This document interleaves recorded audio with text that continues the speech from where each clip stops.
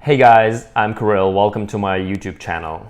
If you're thinking of doing freelance work and becoming an entrepreneur but don't know where to start, or your expectations mismatch reality in a job role at a company and you want to get paid more for what you love, then this video is for you, so stay tuned. Society teaches us that we should go to college, graduate in order to get a job, pack that 401k for retirement, watch Netflix and chill.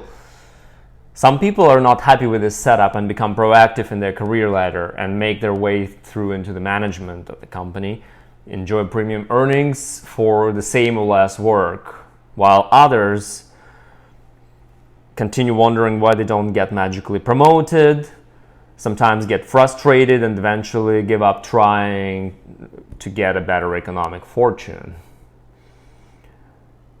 Maybe your workplace would try to convince you that your measurable output isn't that great, the project is low on funds, there is a lot of stakeholders to be accountable to, that the economy is crumbling to pieces, and there is no way they can possibly get you that long-awaited raise and promotion.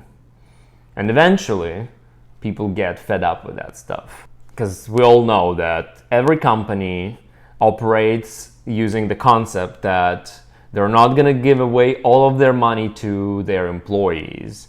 They're there to profit and they're there to make money for themselves, not for you. You're just the person that's going to help them achieve their objectives. This is simple as that.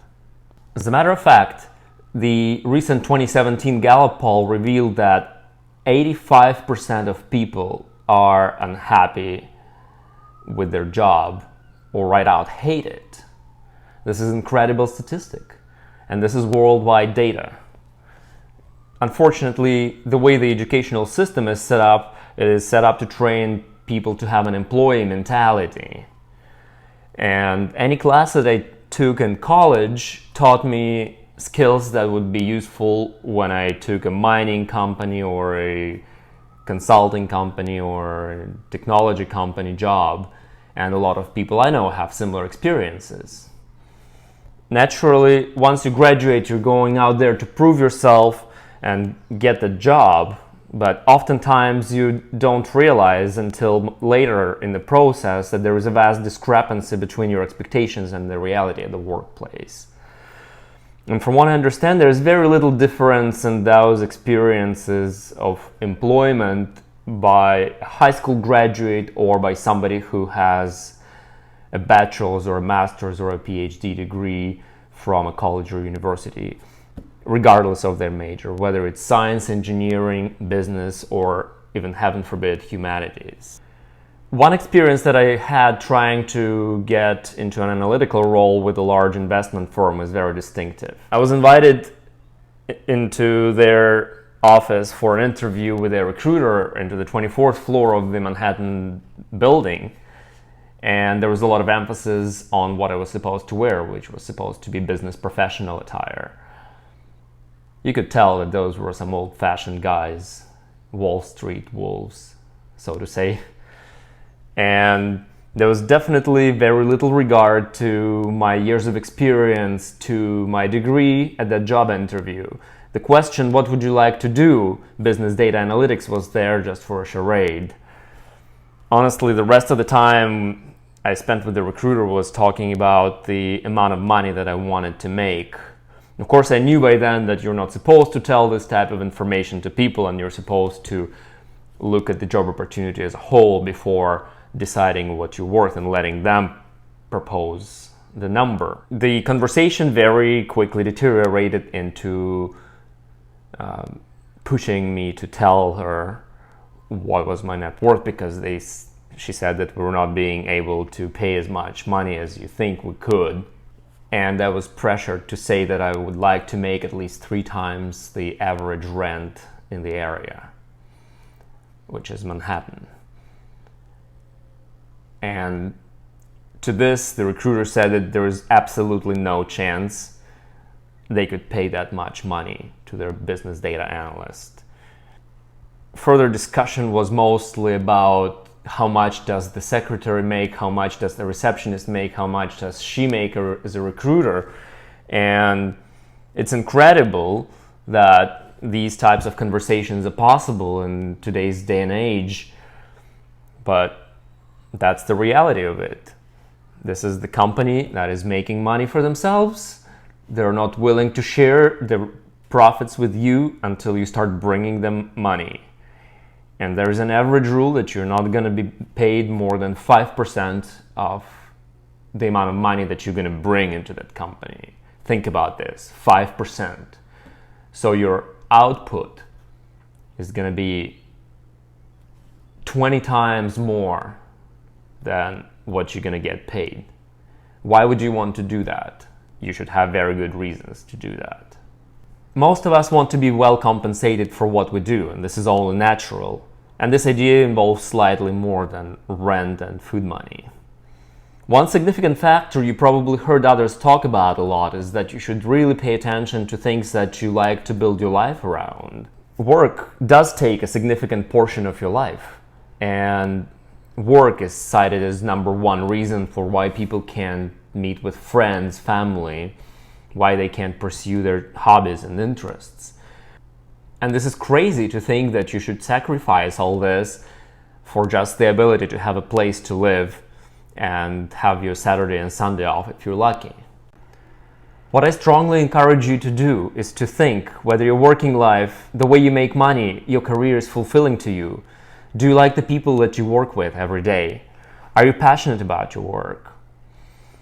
Please don't be this type of person, who sticks around some mediocre jobs and allows the economy to take its course and eventually get laid off and maybe start this process over again and again. Be proactive. Believe in yourself. Your skills and education are capable of bringing you a lot more excitement and joy than you can currently imagine. Imagine what you're worth and explore what you can do to achieve that number. The sooner you do that, the faster you could reach the goal of financial independence. The sooner you'll be able to pursue your dreams. Starting a business, guys, is much easier than ever nowadays. A lot of people do it from their kitchen top table, and they do stuff that they're really passionate about. All it takes for you is to see the world through the perspective of opportunity. Think about that motivation. Maybe you hit the glass ceiling with the salary that you're currently in. Maybe you're going to be happy doing what you really love and getting compensated properly for that. Find that explanation inside your head and use it as motivation to begin your exploratory journey in what the world has to offer. A good idea, guys, is to put yourself through this basic math calculation. If you make $75,000 a year and you set aside 5% of your annual salary into your retirement account, and this is being matched by your employer, this saves you roughly $7,500 a year in their retirement account. And if you continue doing that for 30 years, you will have under 0.5 million in your retirement account if you factor in 6% return on that investment. If you ever wanted to live off that money when you retired, you would have to live off of $25,000 a year, which would be the interest that you're going to get every year from approximately $500,000 in the retirement account. Does that sound like a viable plan to you? If not, consider living off $25,000 right now and increasing your retirement savings. This is how you're going to avoid this problem in the future. Go ahead and try this and see how it works out. If that doesn't sound like a great plan either, then what are you left with? Correct, make more money and save more for retirement. And one great way of doing this is combine your current employment with running a business, and then eventually deciding what works best for you. When it comes to starting a business, it's smart to do what you do best and do it in your spare time. And don't wait too long to start a business. Start working in it right now. Think about this. 70% of people would like to work for themselves, and only 7% actually do it. Think of scalable activities that you want to do sometime down the road, and don't always trade your time for money. And don't get hooked on business opportunities which require you to spend a lot of money up front on things like building a website or investing into a product line. Don't ever cash out on your retirement account or your life savings to start a business. This might be a costly mistake. There are lots of business opportunities where you provide a service rather than sell a product.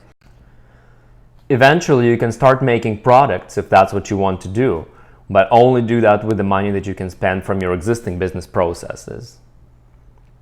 This is all for now. Thank you so much for watching. And let me know what you think about business and entrepreneurship in the comments down below. And don't forget to hit the like button in the bottom of the video and subscribe to my channel. There's more videos coming up where we can talk about business, money, and education. Thanks again, guys, and see you in the next video.